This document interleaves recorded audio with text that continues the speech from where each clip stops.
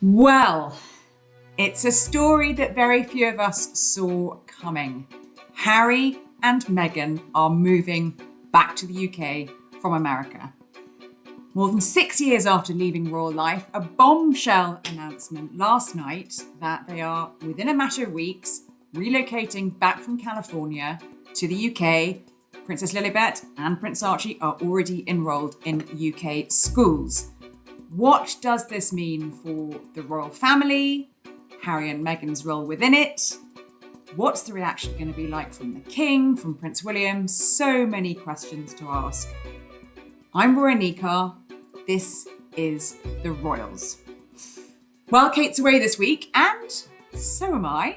But here I am, and I am delighted that to join me for this massive news story. And it is, they don't get much bigger than this in terms of royal news stories. Ros Urwin, Chief News Correspondent for the Sunday Times. Ros, you're a gem. Thank you for joining us on The Royals. Oh, well, thank you for having me, Roya. Right. Should we try and diffuse the bombshell as best we can? Yeah. Because the information has been coming thick and fast since 10:30 last night when my phone bombshelled. Ping, ping, ping. And I thought, my heart always sinks when I hear that. I was just literally about to turn the light off. Looked at my phone, boom, there it was. Harry and Meghan are moving back. So what we know so far is they're moving back by the end of August to the UK. Archie and Lily are already enrolled in UK schools, which suggests there's been a certain amount of planning going on here. It's going to be for a significant period of time, but we don't know how long. They're going to be living somewhere outside of London, we don't know where, not in a royal home, in a private residence. They only informed the King of their decision on Sunday. This was announced, of course, on Wednesday night. The Prince of Wales and the Princess of Wales apparently have been informed of the decision. My jaw kind of hit the ground, Ross, when I read all of this on my WhatsApp group. What was your reaction? Yeah, I couldn't believe it either. It was just shock. I bumped into one of our colleagues on the way here, and she said that she was convinced it was sort of a Wagatha Christie scenario where they had tried to flush out, who was leaking stuff by putting out this ludicrous story that couldn't possibly be true. But of course, it is true. But yeah, complete shock and surprise. And I think that was really widespread. I've had lots of messages from people saying they can't quite believe this. It's been 6 years since they left these shores for what they described as a different kind of life. They were, off to pursue their financial independence, their creative independence. They've brought up Archie and Lily, who are 7 and 5 so far in California. And yet they're coming back.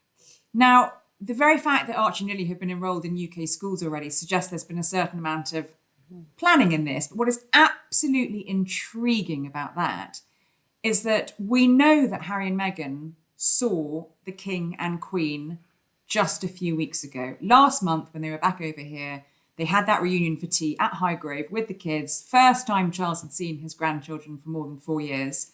And yet we know Harry didn't mention it to his father at that point. He only told him about it 3 days ago. What do you read into that? Oh, that's kind of crazy, isn't it? It is possible, isn't it, that they had two possible options here, that their kids could have stayed in the schools they were in, or they could. So you can apply without definitely intending to move, right? But the idea that they saw them only last month at the start of July, and don't mention it to your father that you're returning home, which has profound implications, not just for your immediate family, but also, in terms of media and the royal family. That does seem quite extraordinary, but perhaps they wanted to keep it under wraps. And I'm sure that they thought their father might, but their father may have thought that his, other son deserved to know this. And so maybe they thought that the only way to keep this completely on the down low was clearly not to tell almost anyone, but they must have told the schools. So, and of course, if they have bought a house or are renting a house, there are other ways this could have slipped out anyway. I think it's quite extraordinary that it stayed under wraps until now. We're saying the end of August. Well, that's next month. That's next week. It is immediate, this. What is intriguing about the dynamic of this announcement coming just a couple of weeks after, a few weeks after they saw the king, I think, is that although that was described to us by the palace as a private family occasion, and startlingly, no details have emerged, no pictures have emerged, both sides have kept that very quiet. It was briefed at the time, and I wrote it certainly in the Sunday Times that weekend, that Harry was very happy, buoyed, energised after seeing his father, and particularly after his children seeing the king. And I suspect he's been giving a lot of thought to wanting to do a lot more of that. I know that he's been very keen to come back here a lot more. I'm thinking that probably he thinks, I want my children to know my grandfather. That was a really lovely meeting, but we can't do that sort of, twice a year. The only way to do it is a very radical move to bring them back. And what is fascinating about the decision so far is the response from sources close to the king. And sources close to the king were telling us last night, okay, the king was informed about it on Sunday. He's delighted, obviously, that he gets to spend more time with the Sussexes in a private personal capacity. But the point that was absolutely rammed home to us was that this doesn't change anything. This doesn't change Harry and Meghan's position in the royal family. It doesn't mean they're going to suddenly become working members of the royal family. It was rammed home from sources close to the king that they will be non-working members of the royal family, and crucially that there is no half in, half out way of doing this. So what was agreed at the Sandringham summit, of course, when Megxit happened and Harry and Meghan put forward this pitch of, being part-time working royals, part-time in the UK, part-time in America, the king is letting it be known that's not going to happen here. So the prodigal son returns, but there's no fatted calf being killed, essentially. Well, I mean, that's a whole other question, how they're going to live and what they're going to do with all of that. So no return to the working fold to them for now. But the reality is what we are going to see is two senior members of the royal family back on these shores with their children, with an alternative royal court, effectively in the UK. There's no way they're not going to be going out to charity galas. We know that Harry, I wrote this last week, wanted to spend more time here because he wants to spend much more time in person with his charities, like in the Invictus Games, like Scotty's Little Soldiers, like the Halo Trust. So he is definitely, moving back here, going to be much more visible in terms of going out and about and doing the royal thing. And so we are going to have, whatever the royal family might think, an alternative royal court. And again, what does that look like? We've already seen all the problems that it created when they sort of did their quasi-royal tours, not really royal at all, tours in Africa when they went to Nigeria, I think back in 2024. And, there's a lot of criticism at the time of that because it was sort of like, well, what capacity are they here? This isn't really a diplomatic mission, but it sort of is. And so it is quite complicated what this actually is going to look like and how many problems it's going to create as well.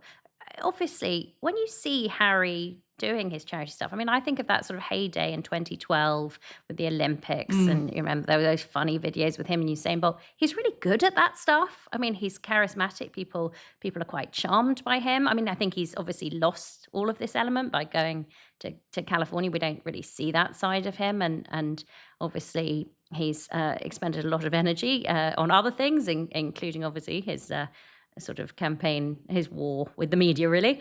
But he's good at that stuff. Yeah. And I think we've slightly forgotten that, frankly, in the recent years. So I can understand him wanting to do more of that. He's got great charities that he works with, interesting causes that he cares about.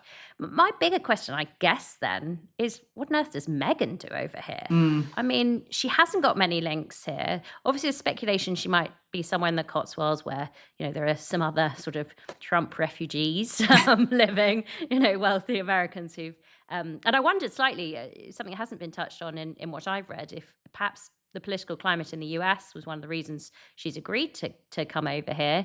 There's another 880 something days of Trump, and that could seem a long time. Well, we know there is no love lost between Trump and the Sussexes. Exactly. I mean, there's been a war of words between both sides for years. Yeah, exactly.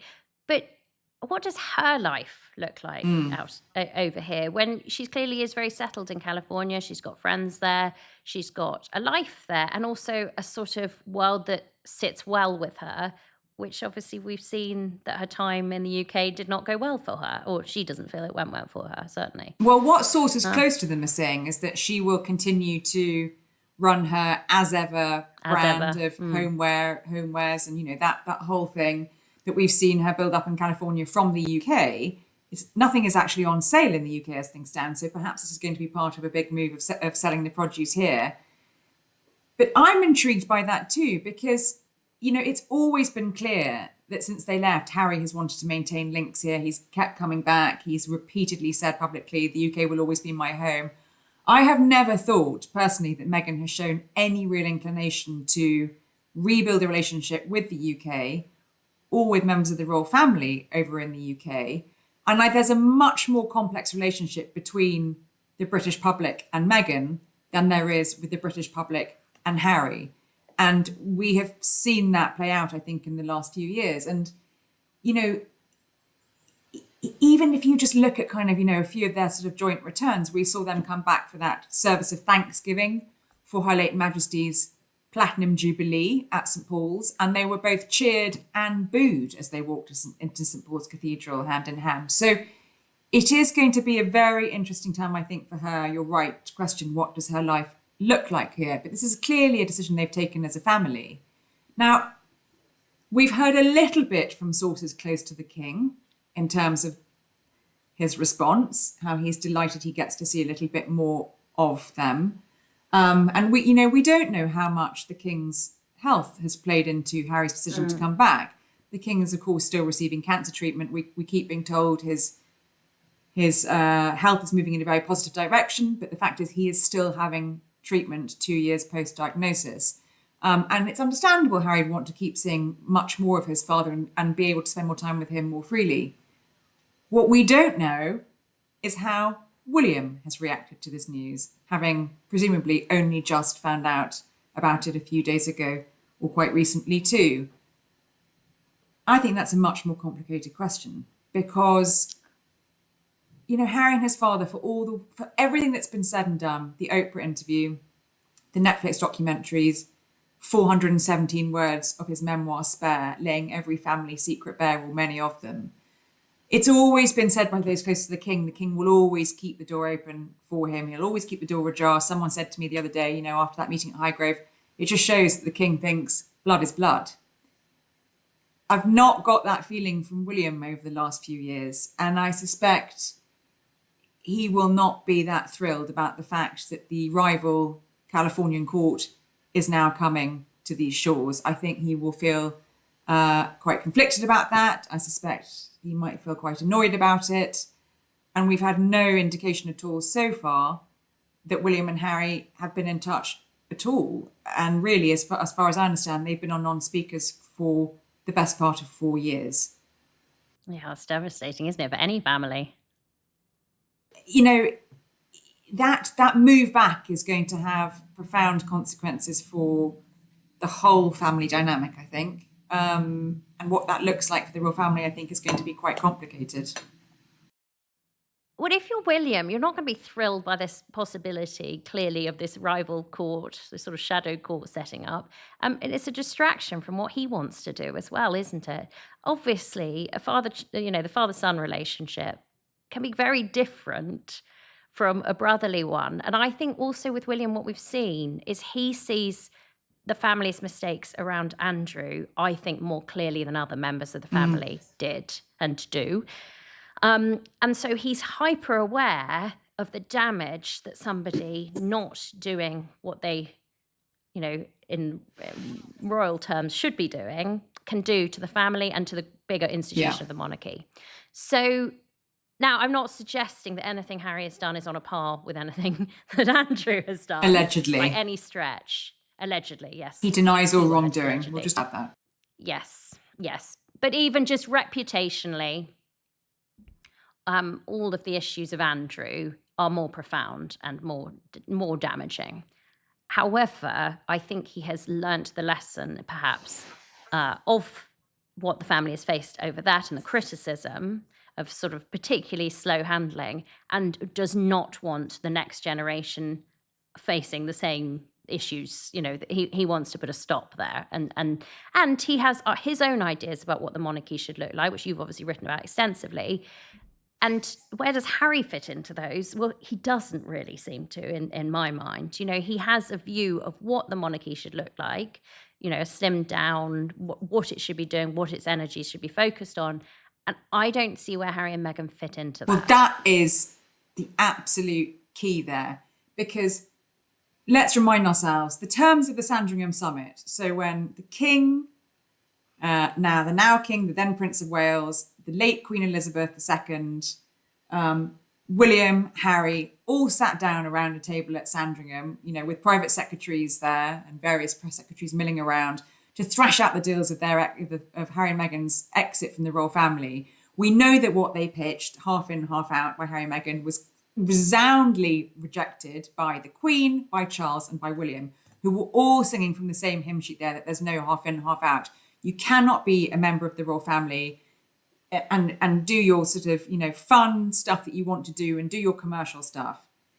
The fact is, we are going to have Harry and Meghan as senior members of the royal family on these shores, and that is what it is going to look like. And whether, the King and Queen and William and Catherine like it or not, we are going to have Harry and Meghan out and about doing their thing, looking like members of the royal family, doing charity engagements.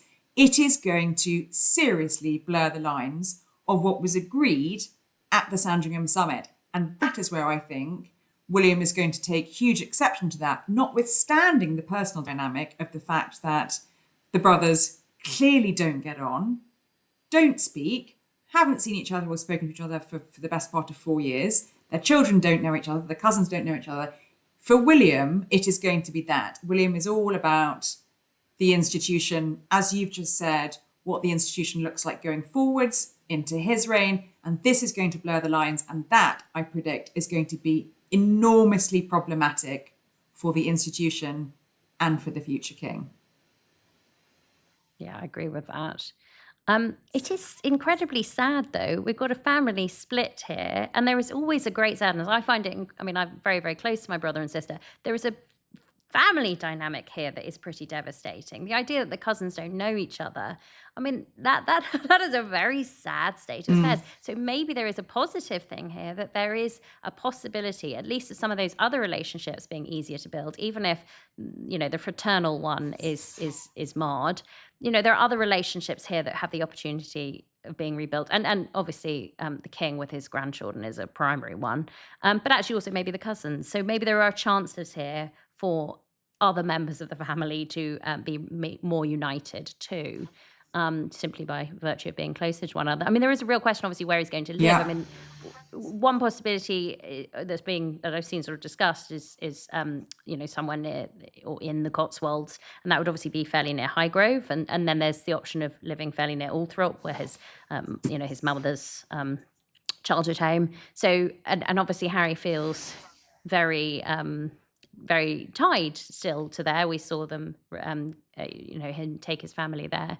The other thing that keeps sort of coming back to me is how critical Harry has been publicly of England, of his life here. He made that comment, didn't he, about how his life was somewhere between a Truman Show and a zoo.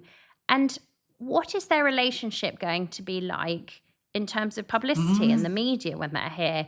Because we've heard, they don't much like we've us. heard from Harry. He that famous quote from him a few years ago, that every time he comes back to the UK and sees the flashbulbs of photographers, it takes him right back to the bad old days, and of course reminded him of his mother's being pursued. And his mother. But you've hit the nail on the head there, because as members of the royal family that are not working members of the royal family, they are not going to get the same level of protection. And when I say protection, I mean from, the palace. There will be no protection from the palace. Yeah. There'll be no protection or setting up of engagements from the palace. And there's a whole issue there in terms of, as you say, access. What does that look like? The interest from the media is going to be enormous. The interest from the public is probably going to be quite hefty, which also brings us on to the issue of security. Probably the second most important thing to Harry in the last few years over the sort of discord with his family has been the security issue. He has raged and waged a war against the government and the Home Office about his security, long-running battle with the Home Office, which he lost last year, to have his automatic police protection reinstated when he came back to the UK. Went to the Court of Appeal, he lost. He then wrote to the Home Secretary asking for a review of the threat level against him. He's been waiting for that for a long time. We were told recently that's been put on permanent sort of hold and is not being done. But he repeatedly said in that interview with the BBC last year, after losing the case, and he's repeatedly let it be known and be briefed, he couldn't see a world in which he could ever bring his wife and kids back here. This is what he said just last year, because of the security, because there wasn't enough security for him. Now, nothing around his security has changed, as far as we know, in terms of police protection. He doesn't get it automatically when he comes here. He has a private security team around him. And fascinating, we've heard just in the last few minutes from Andy Burnham, asked about Harry and Meghan to move back to the UK. The Prime Minister has said their security is a private matter for them, which makes you think there isn't going to be any great change from the government there in terms of giving him taxpayer-funded security. So again, that's a massive U-turn there, isn't it? Well, yes. I mean, it's so recent to say that your family can't be safe here. And then to bring them over about 18 months later does seem a bit inconsistent, since nothing else is. And look, I think he has genuine concerns, as frankly I would in his situation, for his family. I mean, obviously, many people have criticised him because he perhaps didn't help himself with some of the things he wrote in Spare. That said, of course he's worried about his family. That's a genuine thing. And you think, I just can't grasp quite why you now think, when nothing else has changed, that this issue is no longer an issue when you've spoken so sort of, strongly about it. I mean, he really did say they couldn't be safe here. Well, how has that changed so much? I don't get it, to be honest. It doesn't seem consistent. I do think, though, that there's a lot of reasons why they sort of had to do this now or never, right? So in terms of schooling, Archie could go into a prep school. He's 7, right? So he's that age. Lilibet would be going into year 1, so in case she's missed reception in whichever school. But there's a sense to that. So age-wise, it would be a time to move the children if you're going to do this. And also, you just get the sense, it's a bit of a sort of almost, not quite 7-year itch, is it? But almost 7-year itch of being out there, that you think he was bored out there, wasn't he? He was. Yeah. He has looked much happier, and you touched on it earlier, every time he comes back. I know the last week he was back, last month, was really tricky because, of course, we had a week in which the very minute he stepped onto the stage at Chatham House to give that speech about Invictus, the judgment was handed down in the case against Associated Newspapers Limited, and he lost catastrophically on every single claim alongside the other claimants. Lost that huge case against the publishers of the Mail and the Mail on Sunday. Huge crushing blow for him. Then, of course, we had all the war of words with Buckingham Palace over whether he would or wouldn't stay at the palace. In the end, he didn't because he missed the deadline. But actually, they were nervous about him giving that statement, calling it a complete and obvious whitewash, which he did, about His Majesty's courts and His Majesty's judges. It was a tricky week for him. But then at the end of the week, he sort of pulled it up, pulled the kind of, nose of the plane back up, and was on great form, doing his stuff, for Invictus Games in Birmingham, looking jolly. We had him on the Saturday doing something for Scottish soldiers. We had great pictures of him doing goat yoga with a load of kids.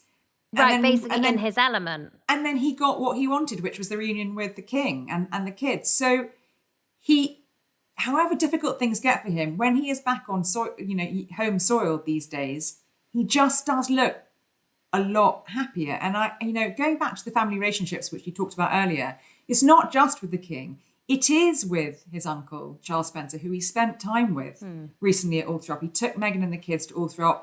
We saw photos that Meghan put on her Instagram of, them lying on the sun lounges by the pool with Charles Spencer and his new wife, Kat Jarman. We saw pictures of the back of the kids' heads, Archie holding a big bunch of flowers with Harry. We believe those were laid on the grave of Diana, Princess of Wales, where she's laid to rest there. So there is that very strong connection. And I suspect he wants to, spend more time with his uncle Charles and his 2 aunts. who live here, reconnect with the Diana side of the family too. I think, the tricky thing for the royal family is really going to be,